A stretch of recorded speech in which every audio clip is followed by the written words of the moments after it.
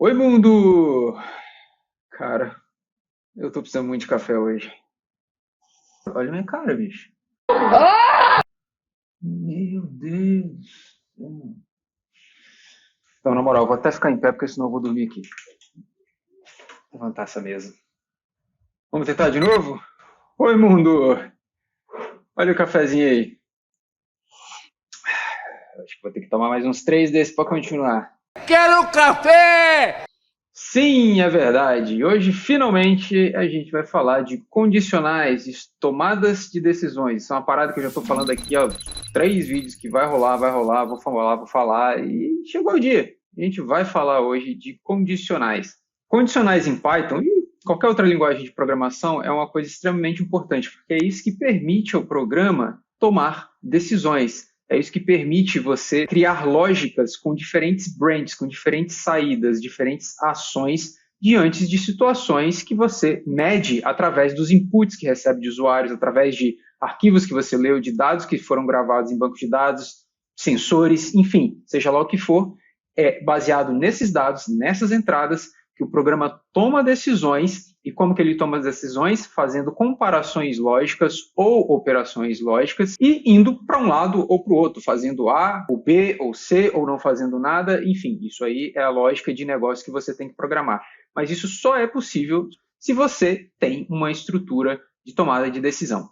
E no Python, essa estrutura é feita através do statement, do comando if, que é o se em inglês. A boa notícia é que, apesar de ser algo muito crítico, muito importante, é muito fácil de usar. E a gente vai ver isso na prática aqui através de alguns exemplos. E o meu telefone está tocando. Então, sem muita enrolação, prepara aí o seu café para você não ficar com cara de zumbi como eu e bora comigo para o vídeo de hoje.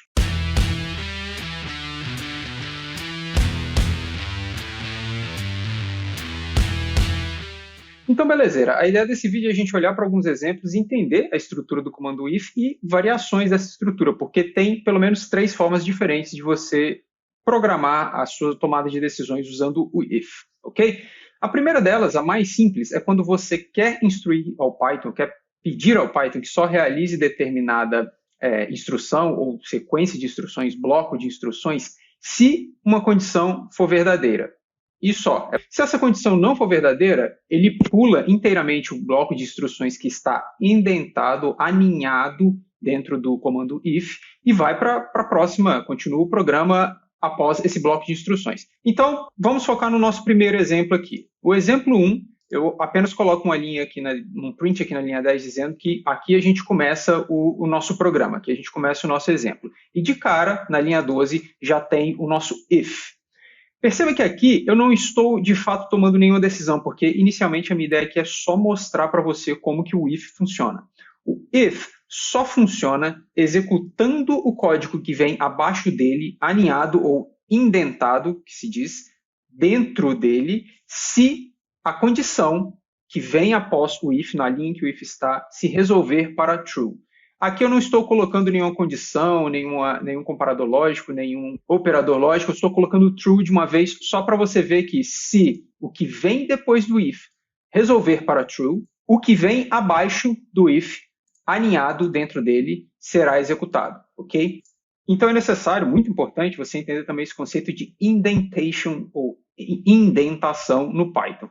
O Python é uma linguagem que trabalha com indentação. Se a indentação estiver incorreta, o programa não funciona da forma como você gostaria que ele funcionasse. Ou seja, em outras palavras, a indentação é parte da sintaxe. Se você digita, por exemplo, o comando print faltando o T, o Python não sabe o que é print.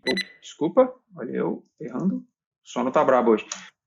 Se você digita o comando print faltando T, o Python não sabe o que é print, então aqui tem uma sintaxe errada. Ou se você esquece de fechar o parênteses aqui, o Python também não reconhece isso. Você abriu o parênteses e não fechou em lugar nenhum. Ou se você esquece de fechar a aspas aqui, ou se você começa com aspas simples e termina com aspas duplas. Todas essas coisas são erros de sintaxe. Se tem um erro de sintaxe, o Python para. Na hora que ele tenta interpretar aquela linha, ele não entende o que aconteceu e vai dar um crash, vai dar um erro, certo? O mesmo acontece com indentação. Quando você usa o comando if ou quando você usa qualquer modificador de fluxo, qualquer mecanismo que a gente chama de controle de fluxo, e o if é um mecanismo de controle de fluxo, você obrigatoriamente tem que terminar a linha com 2 pontos, e a linha que se segue, ou seja, a linha que você deseja que seja executada pelo o bloco de comandos que você deseja que seja executado pelo comando if, caso ele resolva para true, tem que vir indentado. Indentado quanto? Quantos espaços de indentação? Ora, por padrão, o Python usa 4 espaços, ou seja, um tab. Inclusive, o próprio IDE, o PyCharm, e eu tenho certeza que praticamente qualquer IDE, sempre que você faz um if e depois dele dá os 2 pontos e aperta o Enter, direto ele já te coloca esse espaço, ele já te ajuda nisso. Então, é como se você não tivesse que se preocupar muito com isso, mas você tem que saber que a indentação é importante, que se sua indentação estiver incorreta, o programa vai dar ruim. E eu digo isso porque, por exemplo, supondo aqui, né, nesse exemplo bem simples que eu estou dando aqui, a gente só está executando uma linha como o bloco de instruções dentro do comando if. Mas se tivesse outra linha e fosse um outro print, por exemplo, ou fosse uma soma, alguma coisa 1 mais 1, sei lá, qualquer instrução que fosse, ela ainda precisa, se ela faz parte desse conjunto lógico de instruções a serem executadas dentro do comando if, caso ele seja positivo, caso ele retorne true, a condição dele retorne true, todas elas têm que estar indentadas nesse recuo de 4 linhas. Se, por exemplo, isso tiver uma linha para cá, o Python vai reclamar, vai dizer que essa indentação aqui não está batendo. Então, a sintaxe, a estrutura sintática dessa primeira forma aqui do comando if é muito simples. If, seguido de uma condição, nesse caso aqui a minha condição é diretamente o booleano, após a condição, 2 pontos, na linha de baixo, recuado em 4 linhas, indentado em 4 linhas, começa o seu bloco de instruções, que pode ser apenas uma ou pode ser várias. Pode ser inclusive outro if, pode ter outras estruturas de controle de fluxo que vão vir dentro desse bloco de instruções. Mais para frente a gente vai ver que não é assim tão recomendado que você continue aninhando e indentando, isso torna o código mais difícil, mas do ponto de vista de execução, a tecnologia, o Python não te proíbe que você faça isso, ok? Mas vamos focar aqui em como que esse exemplo está funcionando. A propósito, só para ficar muito claro, eu estou dentro desse arquivo chamado condicionais.py, beleza? Eu vou rodar o programa apenas com o exemplo 1 desse comentado e a gente vê o output aqui. Então, na linha 10 foi imprimido o exemplo 1 começa aqui, beleza? Nenhuma novidade aí. A linha 12 é o nosso primeiro if statement e ele é true. Então, obviamente, o que vem aninhado dentro desse bloco será executado. Como só tem uma instrução, a gente só tem esse print, apenas ele vai ser executado pelo Python, né? Portanto, está aqui, essa linha sempre vai executar, porque a condição é true, beleza? Próxima linha a ser executada é a 15, então está aqui a linha 15, já passamos pela primeira tomada de decisão, é apenas isso. E em seguida vem um próximo comando if, que neste caso sempre vai resolver para false, porque novamente eu coloquei o false diretamente ali. Porque essa condição é false, eu posso afirmar com toda certeza que a linha 18 nunca vai ser executada. E se a linha 18 não vai ser executada, quando o Python olha para um comando if, a condição que está associada a ele retorna falsa, ele não executa nada que está dentro do bloco e pula para a próxima linha. Qual que é a próxima linha fora do bloco do if? É a linha 20. E aí ele vem aqui para o já passamos pela segunda tomada de decisão. Então você vê claramente que essa linha é executada, que está dentro do primeiro comando if, essa também, essa não e essa sim. Pelos outputs aqui, a gente consegue perceber que o comando if está funcionando da forma que você espera. Só executa o bloco de instruções que está dentro de uma condicional que retorna true. Bom, é claro que esse exemplo é muito trivial, ele não mostra assim tanta coisa, eu só desenhei aqui justamente para a gente se familiarizar com a sintaxe e com a lógica por trás dos if statements, mas tem mais uma coisa que eu quero salientar aqui. Eu disse alguns momentos atrás que o if é um mecanismo de controle de fluxo. A gente vai começar a ver mais desses caras de agora para frente. O if é o primeiro. E por que ele é chamado de mecanismo de controle de fluxo? Ora, o Python executa um programa da seguinte forma. Começa na primeira linha, vai para a próxima, executa a próxima. Vai para a próxima, executa a próxima. Quarta, quinta, sexta, sétima, uma a uma, sequencialmente, sem saltar nenhuma linha. Inclusive, as linhas que têm comentários, o Python olha para ela. O problema, ou melhor, quando ele olha para a linha e percebe que ela é um comentário, ele não executa ela como uma lógica. Ele apenas passa para a próxima, mas ele ainda assim passa por ela. Quando você usa algum mecanismo de controle de fluxo, você altera esse fluxo de execução do interpretador Python. A gente viu isso na prática aqui. quando o Python chega, por exemplo, na linha 12 e ele avalia que a condição desse if statement é true, ele vai para a próxima. Então, tudo bem, aqui nada mudou. Porém, quando ele chega na linha 17 e vê que a condição dentro do if statement é false, ele pula completamente todas as linhas que estiverem alinhadas aqui dentro. É por isso que isso é chamado de uma estrutura de controle de fluxo. Você está controlando, você está dizendo ao Python o que ele deve executar e o que ele não deve executar, em vez de seguir simplesmente o fluxo padrão dele, ok? Isso é o que está por trás desse termo. A gente vai ouvir isso outras vezes com outras estruturas além do if. Fim do exemplo 1, não tem muita coisa para ver aqui, mas o exemplo 2 vai mostrar mais para a gente. E se no exemplo 1 a gente teve apenas o esqueleto da estrutura simples do if, né, um if com uma condição, aqui a gente tem a mesma estrutura, ainda estamos falando do if simples, apenas o if, não tem nada além de if. A gente vai ver que as outras formas de usar o if têm outras estruturinhas ali junto com o comando if. Mas agora pelo menos a gente está usando coisas um pouco mais reais, a gente está usando dados, variáveis para fazer as nossas condicionais de fato, em vez de usar simplesmente o true ou false. Beleza? Beleza. Aqui a gente tem 3 variáveis definidas. Uma é o nome do usuário, James, o sobrenome do usuário, Howlett, e a idade do usuário, 150 anos. Está um garoto ainda, o Wolverine. E a nossa condicional, que antes estava lá simplesmente colocado o valor booleano, aqui se a idade do usuário for menor do que 18, lembra que isso aqui é uma comparação lógica. Então, a comparação lógica, por si só, a gente já lê como uma pergunta, como eu já disse antes. Então, só essa idade de usuário menor que 18 já é para ser lido como idade do usuário é menor do que 18. Só que como você tem o se na frente agora, é isso que a estrutura está fazendo. Se a idade do usuário é menor do que o 18, execute o que vem aqui aninhado dentro desse bloco. Se não for, ele simplesmente vai para o próximo, ele não faz nenhuma outra consideração. Ele executa aquilo ali se for, e se não for, segue a vida. E aqui tem outra condicional, que é o oposto. Repare bem, porque isso vai ter uma consideração a respeito disso logo em seguida. Essa condicional que segue, ela é a opção contrária da anterior. Então, dentro do nosso exemplo aqui, existem apenas 2 possibilidades. Ou a idade do usuário é menor do que 18, ou ela era maior ou igual que 18. Claro que você poderia construir, né, a idade ser menor, a idade ser igual, ou a idade ser maior. Mas aqui, dentro do exemplo que a gente está construindo, só existem 2 possibilidades lógicas. Ser menor ou ser maior ou igual. Ok? Então, elas são condições complementares, né, ou mutuamente exclusivas. Né? Ou ela é uma coisa, ou ela é outra, beleza? Então, se ela for maior ou igual a 18, que vai ser o caso aqui, obviamente, a condição, o que é feito, então, é a linha 34. Vamos executar o programa e ver isso em ação. Beleza? Na verdade, eu já tinha executado, parece, né? O sono tá brabo, irmão. Preguiça. Então, a gente vê que o que, em primeiro lugar, acontece é a linha 24, ok? Nenhuma novidade nisso. O Python segue o fluxo dele, vai declarar variável na linha 26, na linha 27, na linha 28.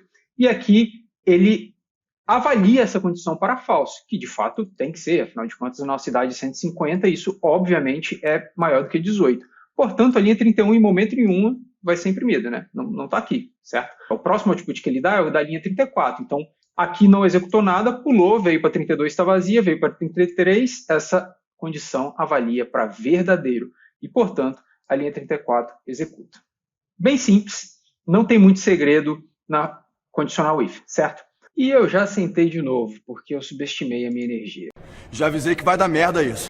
Mas eu quero ainda fazer mais uma observação antes de passar para o exemplo 3. Nossas condicionais aqui, elas foram criadas baseadas em comparadores lógicos, ok? Mas nada impede que elas tivessem sido criadas com operadores lógicos. Por exemplo, deixa eu fazer uma coisa bizarra aqui, vou apagar essa condicional e vou dizer o seguinte, nome usuário for igual a James e sobrenome usuário igual a Howlett, certo? Então agora veja que eu estou usando tanto comparação lógica, porque sim, nome de usuário é igual a James, né? Eu estou perguntando se uma coisa é igual a outra, isso é o comparador de igualdade, mesma coisa aqui para o sobrenome, porém eu estou colocando um AND no meio, então eu posso misturar essas coisas. Basicamente eu criei uma condicional que só vai executar para o caso específico do nosso usuário Wolverine, mas nenhum outro usuário faria essa linha aqui entrar em ação. É claro que se eu executar aqui não vai fazer tanto sentido lógico aqui, porque o output em si diz que ele é menor de idade, diz que ele é maior de idade, mas enfim, Aqui poderia ser qualquer outra coisa, qualquer outro bloco de código, beleza? Só para demonstrar que nada impede que você misture comparadores e operadores, ou poderia ser só starts with H, enfim, qualquer lógica desse tipo. Então, também executaria aqui. Então, entenda que o que precisa acontecer dentro de um if statement é a resolução para um valor booleano. Isso não amarra a ser comparador lógico, a ser operador lógico ou a ser uma mistura dos dois. Pode ser qualquer função no Python, qualquer brincadeira, qualquer mistura de qualquer tipo de coisa que o Python te oferece, de operação, de comparação, ou de função, ou de método, que retorne ao final, né, de todas as avaliações que o Python vai fazer ali, um operador, um valor booleano. Inclusive, pode ser a mistura disso tudo. Então, eu quero só quando o sobrenome do usuário starts with H e a letra A está no nome do usuário e a idade seja maior ou igual a 100. Não faz nenhum sentido essa lógica aqui, mas eu só estou querendo mostrar para você que você pode concatenar operações e métodos e funções de forma que, no final, você tenha um valor lógico que retorne verdadeiro ou falso, e aí a condição vai ou não executar baseado nisso. Que no caso aqui eu acho que até executaria de novo. Deu para entender isso? Simples, né? Os próximos exemplos agora vão mais fáceis, dá para passar mais rápido por eles, porque a gente já viu praticamente tudo que tinha de sintaxe e de novidade que o if statement traz para você. A gente consegue passar mais rápido agora. Bora para o exemplo 3. Aqui no exemplo 3 a gente volta a colocar apenas um esqueleto usando o valor booleano direto, porque eu quero te mostrar a segunda variação. Quero que você foque aqui na segunda variação de como você pode usar o if no Python, que é o if com um else. Antes você só tinha o if, e se aquela condição for verdadeira, executa. Se não for, vai para a próxima linha de código e segue a vida. Se a próxima linha de código, após os blocos de instruções alinhados dentro do if, for um outro if, a mesma coisa acontece. Agora, se for qualquer outra coisa, ele vai linha, um por um, papapá, seguindo a vida dele. O Python faz assim. No entanto, quando você tem um tipo de situação, um tipo de lógica de negócio em que você tem que escolher entre duas opções, ou seja, se uma condição for verdadeira, você faz algo, e se ela não for verdadeira, você tem que fazer alguma outra coisa. Isso é, quando condições são mutuamente exclusivas e cada uma delas exige uma ação, né? Você não tem a opção de ignorar uma delas, como a gente estava fazendo antes com o if. Esse é o caso ideal para usar o if-else, a estrutura if-else. Significa se e se não. Então, se alguma coisa, faça isso. Se não, se aquilo não for verdade, faça outra coisa. Então, nem quer perguntar se não o quê. Não, se a condição que veio anterior aqui não resolveu para verdadeiro e eu não executei o bloco de instruções que estava ali dentro dela, então eu tenho que executar esse outro bloco de instruções que vai vir dentro do meu else.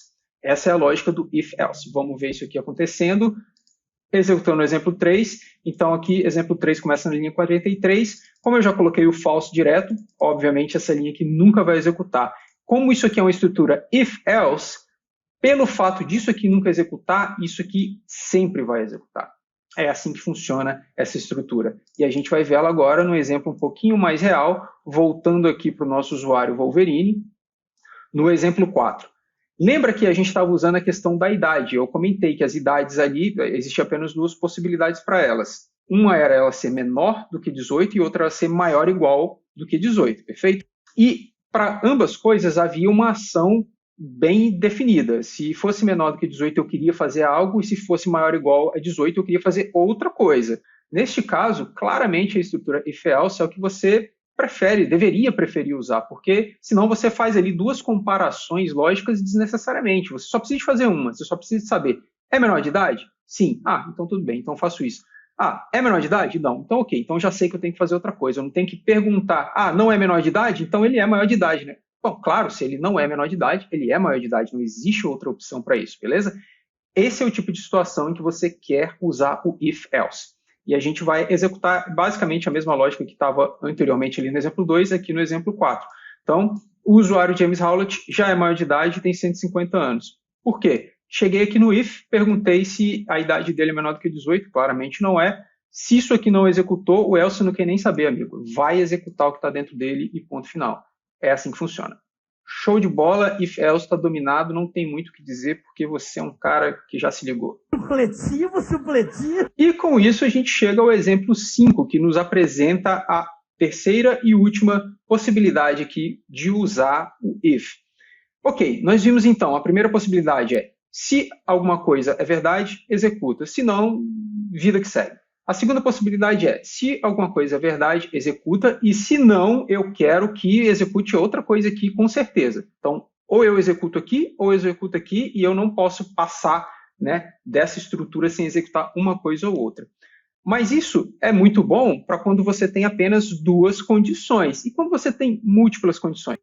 Bom, quando você tem múltiplas condições possíveis, o Python também te permite abordar isso através da estrutura if, elif, else. Sendo que esse elif, na verdade, pode acontecer várias vezes, não é apenas mais uma vez, ou mais duas vezes, ou mais três vezes. Pode ser N quantidade de vezes, tantas quantas forem necessárias. Então, eu apresentei aqui o exemplo 5 como sendo 4 condições, a primeira é verdadeira, as outras 3 são colocadas como falsa. Então, basicamente, funciona da seguinte forma. Quando uma delas for verdadeira, o Python entra nela, executa e pula todo o resto. É basicamente isso, perfeito? Então, toda essa estrutura aqui, apesar de elas estarem espalhadas ao longo de várias linhas, do ponto de vista de condicional do Python, isso aqui é uma coisa só. E apenas uma delas vai ser executada. Não tem como o Python executar mais de uma. E, como eu disse, você pode ter vários elifs aqui colocados. Além deles, você ainda pode ter um else, que é opcional. Veja, se o seu cenário é tal que você tem que executar ou não uma dessas condições, e se nenhuma delas executar, tudo bem, vamos para a próxima coisa aí, não tem problema, não existe uma ação clara a ser realizada se nenhuma delas for verdadeira. Então o else não se faz necessário, o Python vai para a próxima linha. Mas, assim como lá na questão do if, se você não executa nenhuma ação baseada nos seus inputs, e isso significa que você precisa, então, realizar alguma outra ação, nem que seja criar um log dizendo, olha, todos os inputs passados foram falsos. Isso tem que ser guardado aí num banco de dados, num sistema de log, seja lá o que for. Nesse caso, você tem que usar o else para garantir que pelo menos isso vai ser executado pelo Python, perfeito? Vamos rodar aqui o exemplo 5 e ver o que vai acontecer? Ótimo. Como a condição A é verdadeiro, ele chega aqui, já executa essa linha 84, executei na primeira tomada de decisão, ponto final. Não vai acontecer mais nada. Não existe avaliar se a B é verdadeiro, se a C é verdadeiro, não existe. Vamos fazer um teste, vamos colocar a B como verdadeiro e o que vai acontecer? Nada mudou, executou na primeira tomada de decisão. Se ele entrou na A, ele não quer saber mais, ele não vai olhar para nenhuma das outras. A próxima linha a ser executada seria essa última aqui, a 94 agora aqui, ó. Print, acabou. Só rodar mais uma vez aqui e fica aqui muito claro que ele pulou todas elas. Ele nem levou em consideração nenhuma das outras condicionais. Claro que se eu fizer agora a condição A falsa, ele vai executar apenas a B, né? Então ele está aqui na segunda tomada de decisão. Okay? E se todas elas forem falsas, pelo fato de eu ter o else, se eu executar o programa agora, você vê que nenhuma condição executou, então o else executa. E eu cometi um gafe aqui. Beleza? É assim que funciona. Se o else não está aqui e todo mundo é falso, ele começa e acaba e ninguém executa. E está tudo bem. Isso não é um problema para o Python. Deu para entender como é que funciona, né? Não é nenhum bicho de 7 cabeças. E por hoje é só. Ufa! Já deu. Mas eu não posso me despedir sem antes te pedir 2 coisas. É aquele velha fortalecida. Comenta aí embaixo, interage comigo, fala qual foi a estrutura if else que você mais gostou ou menos gostou. E, acima de tudo, dá uma curtida, compartilhe com quem você acha que vai curtir esse conteúdo que eu tenho feito aqui, para eu continuar fazendo esse conteúdo aqui. E segundo, mais importante cara, não deixe de assistir o próximo vídeo.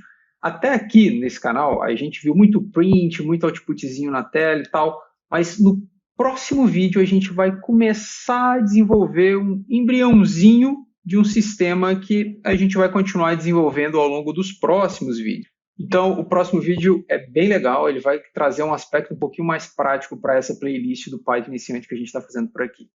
Belezeira? Obrigado, valeu e tchau!